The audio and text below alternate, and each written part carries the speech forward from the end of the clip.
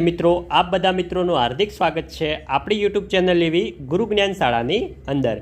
તો વિદ્યાર્થી મિત્રો આજના વિડીયોની અંદર આજે આપણે ધોરણ 3 વિષય પર્યાવરણ વિષયની અંદર જે આપણું 14મું ચેપ્ટર છે આપણો ખોરાક, એ ચેપ્ટરનું આજે આપણે સ્વઅધ્યયન પોથીનું સંપૂર્ણ સોલ્યુશન આજે આ વિડીયોની અંદર જોવાના છીએ।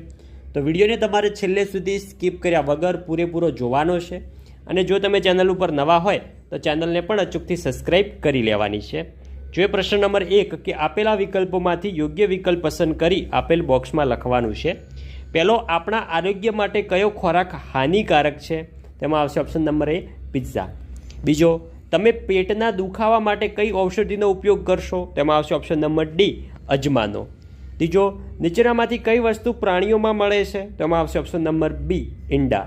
ચોથો, નીચેનામાંથી કઈ વસ્તુ વનસ્પતિમાંથી મળતી નથી? તેમાં આવશે ઓપ્શન નંબર C ઊન, જે આપણને ઘેટામાંથી મળે છે, એટલે કે પ્રાણીમાંથી મળે છે। પાંચમો, ખાંડ શામાંથી બને છે? તો આવશે ઓપ્શન નંબર D શેરડીમાંથી। હવે છે આપણે વર્ગીકરણ કરવાનું છે કે વનસ્પતિમાંથી મળતી વસ્તુઓ અને પ્રાણીઓમાંથી મળતી વસ્તુઓ।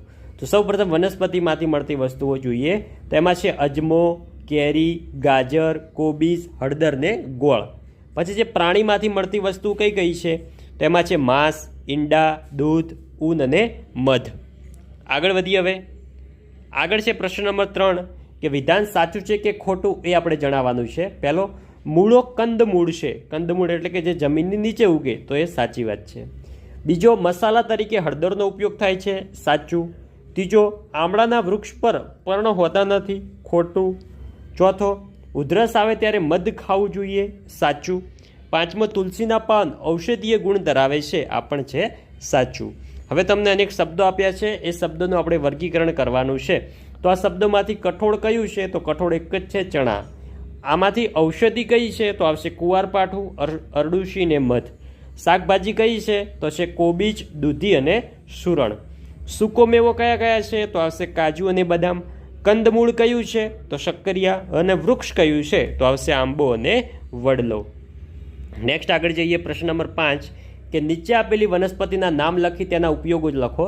તો જે પહેલું છે એ મિત્રો શાનું છે? અજમાનો છોડ છે, ને એનો ઉપયોગ છે કે અજમાનો છોડ ઔષધીય ગુણોથી ભરપૂર છે। તેના પાન, બીજ અને તેલ પાચન, શરદી અને દુખાવામાં ઉપયોગી છે। આગળ છે તુલસીનો છોડ। તો તુલસીનો છોડ ઔષધીય ગુણોથી ભરપૂર છે। તેના પાન શરદી, ઉધરસ અને તાવમાં ઉપયોગી છે। આગળ છે અરડુસીનો છોડ। તો અરડુસીનો છોડ એક મહત્વની ઔષધીય વનસ્પતિ છે।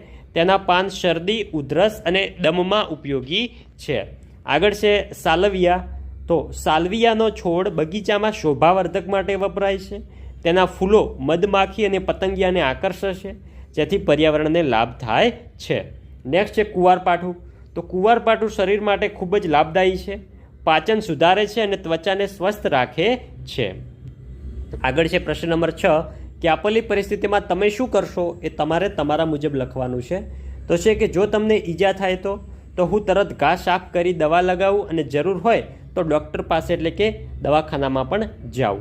બીજું છે જો મમ્મી તમને ઘરકામ કરવાનું કહે તો હું ખુશીથી અને જવાબદારીપૂર્વક ઘરકામમાં મદદ કરીશ। ત્રીજો, જો તમારા ઘરમાં કોઈ દિવસ રસોઈ ન બને તો હું જરાય પણ ગુસ્સો નહીં કરીશ, હું મમ્મી પપ્પાને પૂછીશ કે આપણે બહારથી કંઈ લાવીને ખાઈ શકીએ। ચોથો, જો તમારા ઘરમાં રોજ સફાઈ ન થાય તો શું થાય? તો હું પોતે સફાઈ કરું અને બધાને સફાઈનું મહત્ત્વ સમજાવી સહકાર આપવાનું કહીશ। પાંચમો, તમારા કુટુંબમાં કોઈ કામ કરવા માટે ન જાય તો કોઈ કામ કરવા ન જાય તો પરિવારને મુશ્કેલી પડે, હું બધાને પ્રોત્સાહિત કરીશ અને શક્ય તેટલી મદદ કરીશ। પ્રશ્ન 7 છે કે ચિત્રમાં વનસ્પતિના ભાગ ઓળખીને લખો। તો જે પહેલું છે એ ફૂલ છે, બીજું જે છે પાન, પછી છે ફળ, પછી છે પ્રકાંડ અને લાસ્ટમાં છે નીચે જમીનની નીચે જે હોય છે એ છે મૂળ।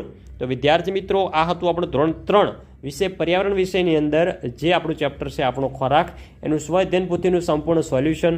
વિદ્યાર્થી મિત્રો વિડીયો તમને સારો લાગ્યો હોય અને તમારા માટે ઉપયોગી રહ્યો હોય તો વિડીયોને અચૂકથી લાઇક કરીને જજો અને ચેનલ ઉપર નવા હોય તો ચેનલને પણ સબસ્ક્રાઈબ કરીને જજો। મળીશું આવનાર નેક્સ્ટ વિડીયો સાથે, ત્યાં સુધી આવજો। જય હિન્દ, જય ભારત।